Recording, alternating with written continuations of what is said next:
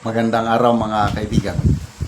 Bigyan natin ng reaction opinion itong post ng News 5. Sabi dito, bakit mapapaaga ang pagbabalik ng Blue Ribbon hearing? Ipinaliwanag ni Senator Tito Soto kung bakit mas napaaga ang pagbabalik ng pagdinig ng Blue Ribbon Committee kaugnay ng maanumalyang flood control projects sa January 19. Ayon kay Soto, nag-alala raw sila ni Senate Blue Ribbon Chairman Senator Ping Lacson sa mga napapaulat na recantation o pagbawi ng naunang mga pahayag ng ilang sangkot sa anomalya. Moto proprio ang committee kaya hindi na nito kailangan ng resolusyon, privilege speech o anumang panukalang batas para magsagawa ng pagdinig.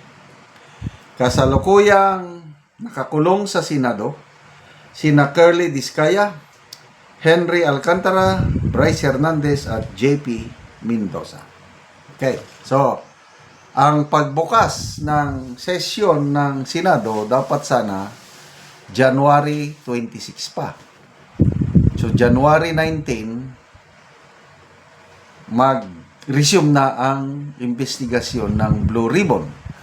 Noong una, may nabasa akong post na parang ano na daw, i-terminate na ang Blue Ribbon Committee hearing kasi nga nandun na, nasampahan na ng kaso, gumugulong na ang hustisya, kaya pinafinalize na daw ang committee report.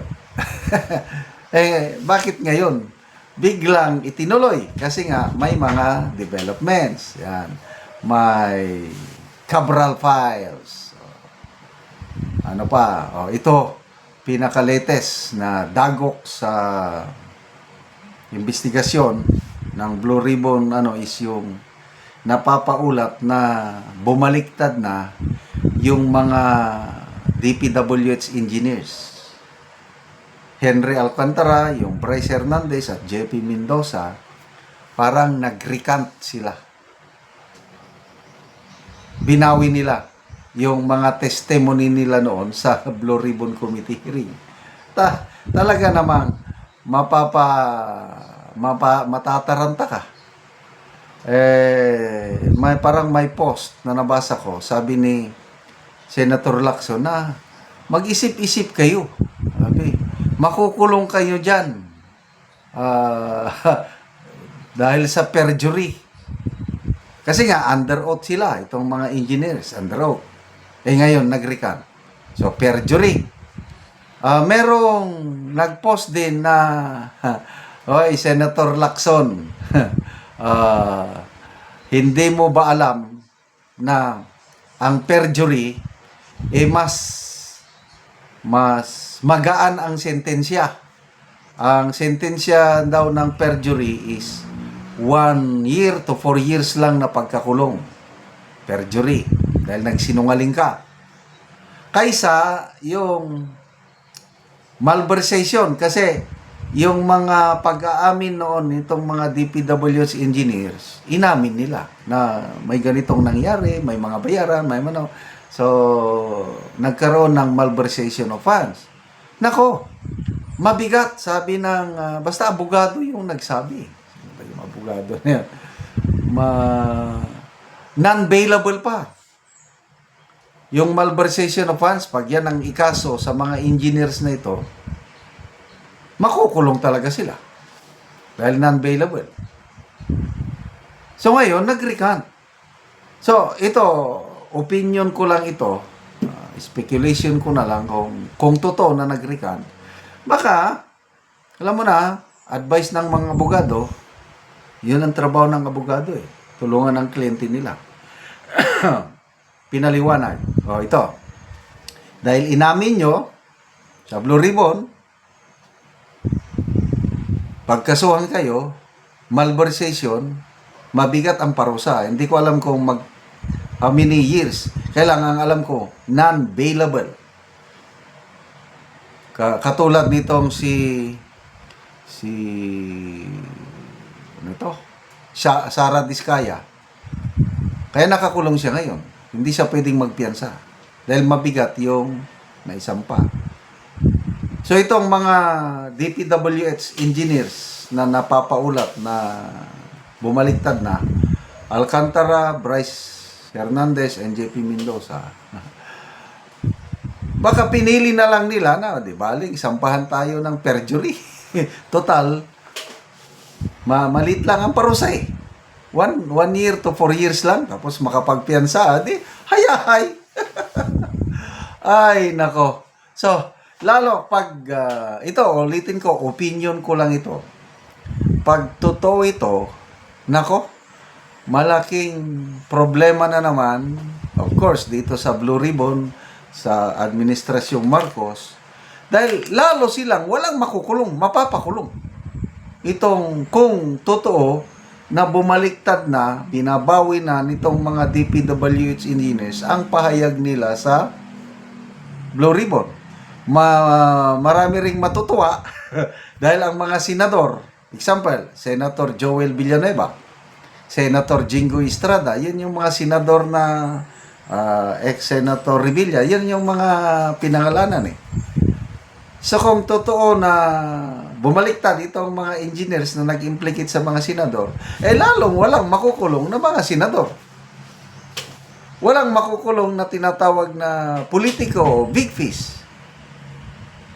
Di lalong magagalit ang taong bayan, lalong sasakit ang ulo ni Auntie Claire pagdepensa sa Pangulo dahil nakapromise eh. Yan kasi kukuha nila na may makukulong. Ang unang narinig ko na nagsabi niyan si DPWH Secretary Vince Dizon eh. Magpapasko sila sa kulungan. Sinigundahan ng DILG Secretary, sinigundahan ng Ombudsman, sinigundahan kinonfirm ng President na may makukulong bago mag-Christmas. Paldo, may makukulong bago mag-New Year. Paldo gyapon. Ngayon, bumaliktad ang mga DPWH engineers dahil mas mababa yung parusa nila sa pagsisinungaling. Ay, nako. God save the Philippines. Salamat mga kaibigan sa inyong pagsubaybay sa ating channel. Nakakatulong kayo ng malaki sa tribong Talaandig ng Bukidnon dahil ang sweldo natin sa channel na ito is pantulong po sa tribo. Namimigay tayo ng mga libreng yero at pako para makapagpatayo sila ng mas maayos na tirahan. Panoorin nyo ang video na ito. Ano ang natagaan si Kuya Ugero? Kuan grasya na mo nga para sa mong balay. Ay ani. Imong Tulong na mong balay nako. tulo na imong balay. Ini moyak ni kuan yung ginabang. Doon akong balay kay nalata na ngaligi nako. Nalata na. Sen kay naanag yun. Oo. Salamat kayo sa grasya nag-sponsor ani. Oo. O karon mo na yung itsura sa atop sa natagaan na Mugero. So mga karaan na gid kayo gatuluan na pud og muulan sila.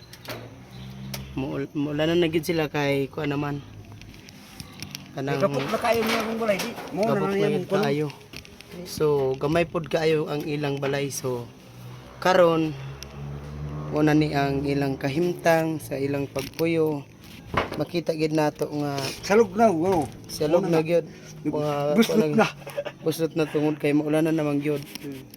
Mo ni ang ilang kusina. Nangabasa nang gatuluan. Imuinin trapal. Salamat gyud sa Ginoo nga sa labok para sa kagamas tanan nga kining nag-sponsoran ni hinaot nga mapilo pa mga panalangin pod nga mga times 3 ang iyang mga serbisyo sa mga tao, mga tabang pa sa uban dili kamera. Kay tinuod pobre ni corona pa day nagmahal sa mo nga adunahan. Nga Nalipay pod ni sa mga diri sa among sa Bukidnon diri sa San Rafael kay usap po din nakahatag sa mo og kuan gyud kining Pueblolia naa di po nagkuan sa mo nga mga investor, investment kanang mga kuan ba tabang nagtabang sa mo gyud. Kay tungod sa kawalan una mo. So unsa ra daya imong trabaho? Construction worker. Kontraksyon ra ka. So Sa pipila akin, imong estudyante? Opat. Opat. Mm. So taman ra gyud sa pagkaon ng imong kwarta. O igo pagkaon na gyud. Lahi makutang exam wala na gyud. Say mamaylo ra mi og bugas akong ginikanan. Kay wala lagi pictures barato ben sulo karon. Igo pa mong kompanya og flood control. So salamat kayo ya. Mo sa mo ra gyud.